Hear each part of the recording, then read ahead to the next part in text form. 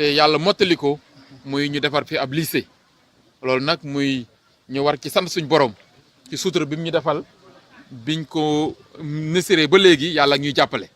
tey ñu ngi ñëw di inaugurer ñaari salle de classe yi di defaat pose première pierre pour ñeenti salle de classe pour ab bi incha allah ñeenti salle de classe incha allah ndax yàlla dafa dogal ñun suñuy mébét suñu yéene ci conseil départemental bi yàlla suturaale ba ñu fal bureau bi ak conseil bi président Idrissa Seck dafa ni njàng ak faju ak environnement yi mooy ñetti priorité yi mu dessiné woon bi ñu wëree département bi ñu seetlu ni am na juróomi dëkk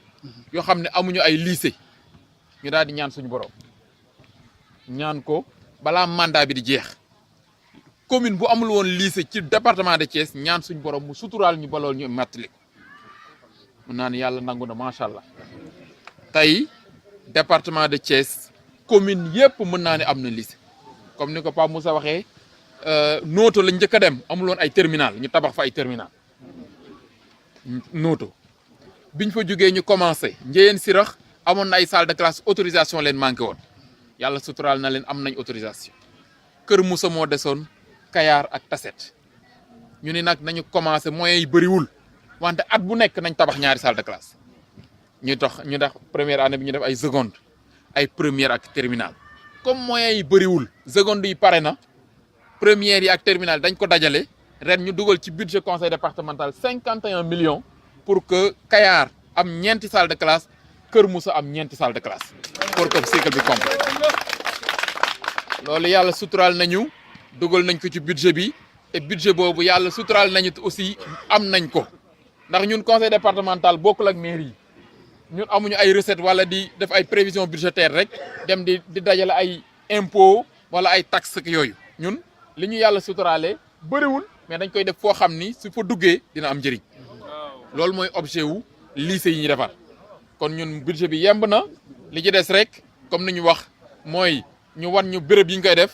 bi ñu inauguré lii ba pare ñun tamit beneen sutura bi mooy suñu tabaxee dañ koy équiper mooy dañ ciy boole ay table banc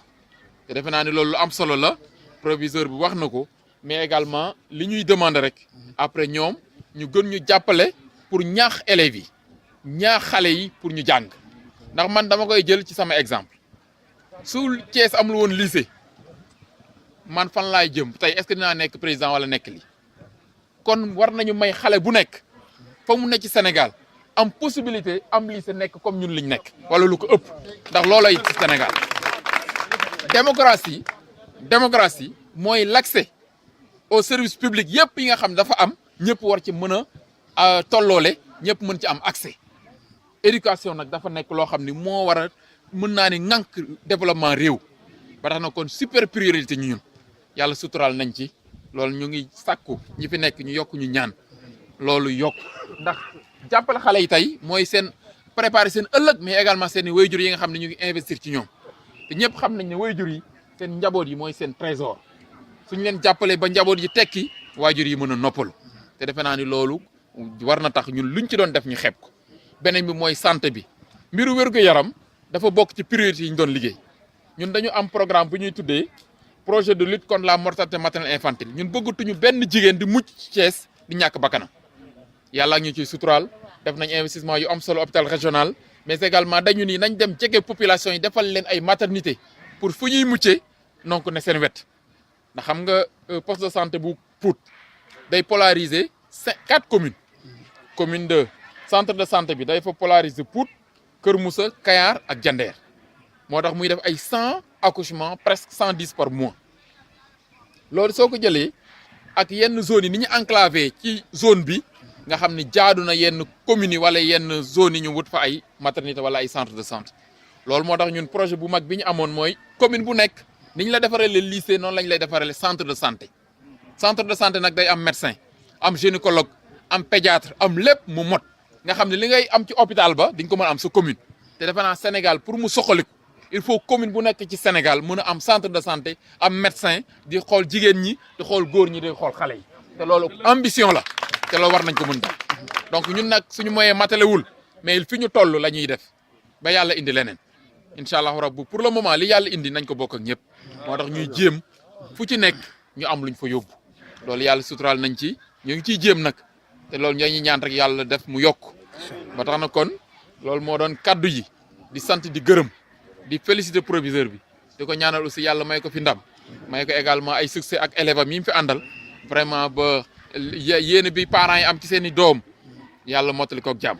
en tout cas conseil départemental sera à vos côtés pour vous accompagner en tout cas lii moom mën naa ni suñu mébét la woon ñun ñëpp ñaan nañu mën naa ni yàlla mottali na te fii ak rentrée prochaine monsieur le proviseur yaakaar nañ di nga am sa 4 salles de classe yu fonctionnelles ce lycée complet inchallah. Nous avons fait le tour du département et on s'était rendu compte qu'il y avait 4 communes qui n'avaient pas de lycée. Je peux même dire 5 communes parce qu'à Tasset, à Noto, il n'y avait pas de salle de terminale. Donc nous avons procédé à des investissements prioritaires malgré la modestie du budget du conseil. Nous avons pensé que l'éducation était quand même un domaine prioritaire. Et il y avait 4 communes qui n'avaient pas de lycée, c'était les communes de Kayar, de Kermousse, de Noto et de Ndiéyène Sirakh. Aujourd'hui, nous sommes en fin de mandat, il nous reste 1 an. Et aujourd'hui, on peut dire, rendre grâce à Dieu, que l'essentiel de nos projets d'investissement dans le domaine de l'éducation ont été réalisés. Nous venons donc d'inaugurer 2 salles de classe à Kermousse, comme nous l'avons fait dans d'autres communes, à Kayar et autres, et en même temps lancer les travaux pour 4 salles de classe pour le lycée de Kermousse. Donc ça achève le cycle complet pour le lycée de Kermousse. C'est ce que nous avons fait aussi à Kayar ce matin et nous allons le poursuivre dans les autres. Il y a d'autres investissements qui sont pris dans le domaine de la santé, comme vous l'avez constaté ce matin. On a inauguré la maternité de Pout. Nous avons posé plus ou moins pris l'engagement d'achever la maternité de Ngomen et c'est dans cette même dynamique que nous allons continuer à accompagner les autres communes. Pour vous dire simplement que l'éducation et la santé constituent des domaines prioritaires pour le conseil départemental. On peut évaluer à plus de 200 millions les investissements investis dans ce domaine, dans ces 2 domaines-là depuis le début de notre mandat. Très bien.